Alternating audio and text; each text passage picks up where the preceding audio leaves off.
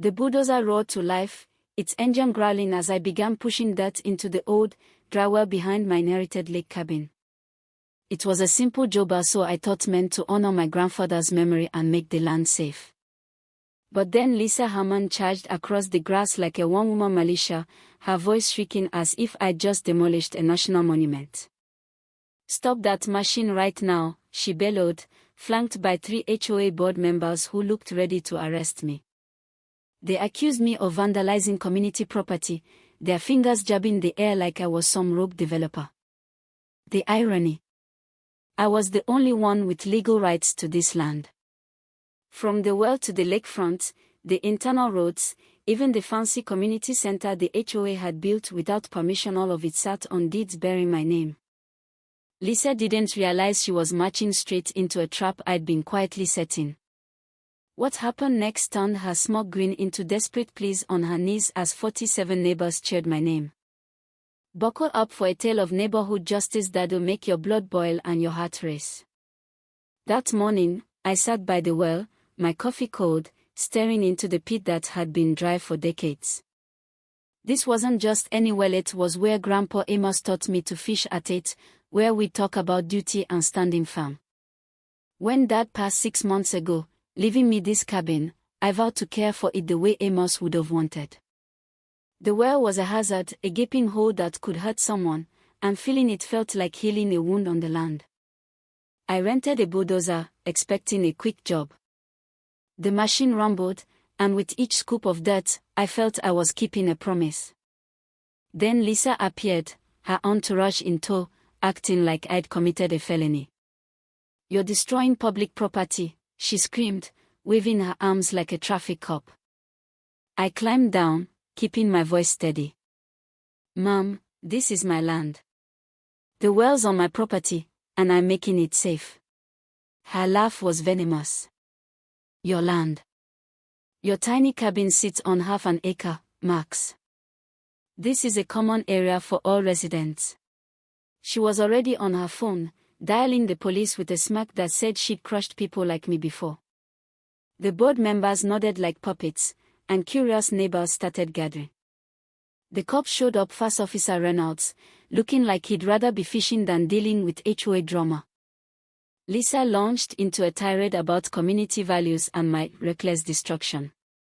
I explained I was working on my own land, but Reynolds just sighed. "This is a civil matter. Sort it out with documents or in court." Lisa's triumph faded briefly, but she recovered, filming my bulldozer like it was evidence in a murder case.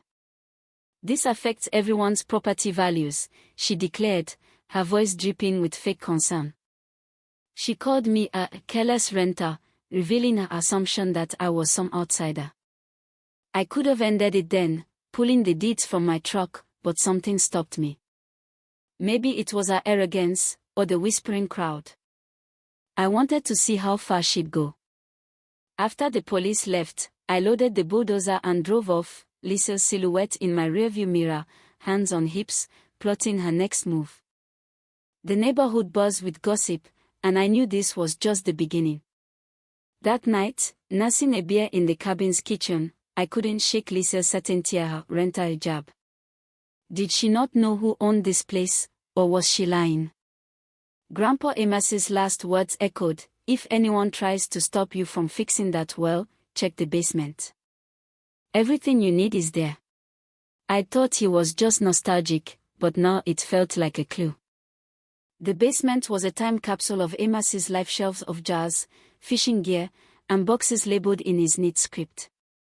I dug through the filing cabinet, finding a manila envelope marked "Property Important." Inside was a 1987 deed showing Amos Whitlock owned 47.3 acres of lakefront, not the half-acre Lisa claimed. Then, behind a loose board, I found a hidden compartment, a hand-drawn survey, an envelope labeled Plan B, and a cassette tape with "Sam" scrawled on it in faded ink. My hands shook as I slid the tape into Amos's dusty boombox. His voice filled the room, steady and sly. "Sam, if you're hearing this, the HOA's become a problem, like I predicted. They're bullying you, But I've documented everything since 2016, every meeting, every lie, every time they claimed land that's ours. Amos revealed the HOA, formed in 2016, never verified property ownership. Their community center, beach club, and roads were all on our land.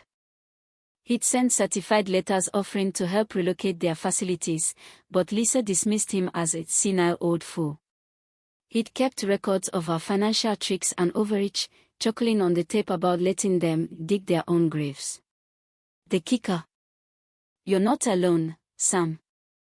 Neighbors have been watching, waiting for someone to stand up. I listened twice, studying the survey showing I owned the HOA's prized assets. Lisa hadn't just misjudged my boundaries, built an empire on fraud. By morning, an urgent legal notice arrived, a cease and desist letter on shady law firm letterhead, demanding I stop unauthorized construction or face lawsuits. An emergency HOA meeting was set to address my dangerous actions. The neighborhood was in a frenzy, neighbors eyeing the half-filled well like a crime scene. I kept quiet, planning my move. The HOA meeting was a circus, the community center packed with residents who rarely showed up. Lisa ran the show, her slideshow preaching about rules and rogue residents threatening property values. Eyes darted to me as she ranted about recent destruction. The board fined me $500 daily until I restored the common area. Afterward, half the neighborhood shunned me, whispers trailing me like shadows. 3 days later, my truck was blocked by cones and an HOA sign declaring it a safety hazard. I stood there, defeat creeping in, wondering if I should just quit. Then Buster Kolsky, a grizzled 67-year-old neighbor, appeared. "Your grandpa once told me you gotta weather the storm to see the rainbow," he said. "Applies to bullies, too." His words pulled me back from the edge. That evening, Natalie Kim, a sharp young real estate attorney, showed up with a thick folder. "I've been digging into Lisa Hammond's past," she said. She was fired in California for falsifying property records. Moved here after a divorce and HOA violations cost her a house. She's running this HOA to rebuild her ego. Natalie's research was dynamite. Lisa's California scandal cost her firm millions, nearly landing her in jail.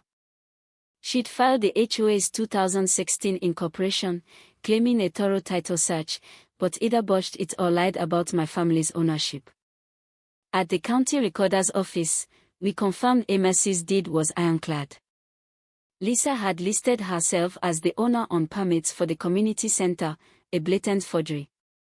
"This is fraud," Natalie said. "She's been charging fees for your land." Buster introduced us to a secret group of 8 neighbors who'd been documenting Lisa's scams. Mary Thompson, a retired accountant, tracked HOA funds funneled to Lisa's personal accounts. Tom Bradley, a former county planner, had mismatched permits. They'd waited for someone with legal standing to fight back. We planned a takedown at the next HOA meeting, organizing evidence like generals before a battle. The Thursday meeting crackled with tension, the room overflowing. Lisa droned through routine business, smacking at me, thinking she'd won. When I stood to speak, the air stilled. "I have information about property ownership everyone needs to hear," I said, setting up Natalie's projector. Lisa tried to shut me down, but Mary moved to suspend rules, and 7 allies backed her. I showed the 1987 deed, 47.3 acres, including the community center. Gasps rippled through the crowd. I played Amos's tape, his voice exposing Lisa's lies. "She called me senile," he said, "but I offered solutions. She chose fraud." Lisa's face paled as I revealed her permits listed her as the owner impossible per county records. She screamed about forgeries, but Tom stood, waving permit copies proving her deceit. The room exploded, residents demanding answers about fees and finances. Natalie dropped the final blow, forged signatures on permits, backed by flight records. One of Lisa's loyalists, Greg Turner, defected, admitting she'd asked him to smear me. Lisa's counterattack was vicious. By Friday, a news report painted me as a greedy heir stealing community land.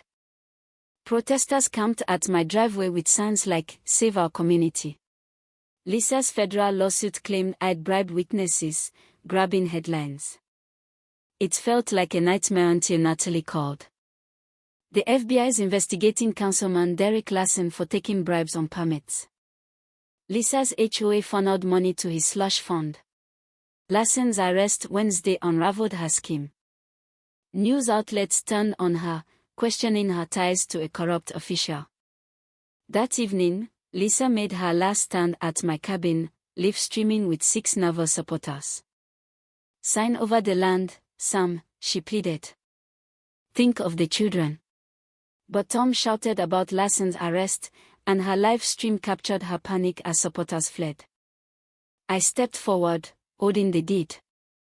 "You thought ownership was control, Lisa. It's responsibility." I laid out her fraud 8 years of lies, fees, and theft from every neighbor. As Lisa begged on her knees, the crowd of 47 roared my name, their cheers a tidal wave of justice. I lifted her up and stunned them all. "I'm not pressing charges, and I'm not taking the community center. I'm deeding it to a community trust, equal stakes for all, with transparent governance." The applause was deafening. Lisa got 18 months for conspiracy and embezzlement. From prison, she wrote, thanking me for helping her rediscover herself through mediation classes. I kept her letter with Amos's deed, a reminder that justice isn't always punishment, it's transformation.